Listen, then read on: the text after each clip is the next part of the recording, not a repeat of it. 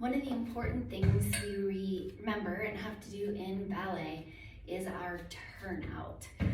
So what does that mean? Well, we can stand with our feet parallel. This is an actual position. We call it first in jazz or sixth in ballet.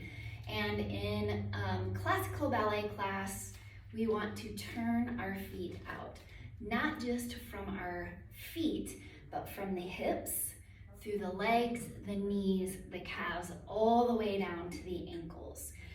You don't want to have an over turnout. So what does that mean? Where we're forcing those feet to be in a total straight line. That doesn't feel good, and it's not very stable on the bottom of our feet. So we should have a bit of a V in between.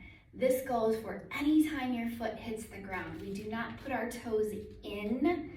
Our toe should go toward the shoulder of that foot. So if my right foot's in front, my toe is going toward my right shoulder. The same thing happens when we tendu, point our toe. We do not want our toe coming straight up to the ceiling. I say turn your laces or your elastics out toward the same shoulder so that the heel is what we see, and only your big toe is touching the ground. That seems counterintuitive, like we would need to do something to squish our toe down, but we just really press, push the heel slightly forward, and that is how we work on our turnout.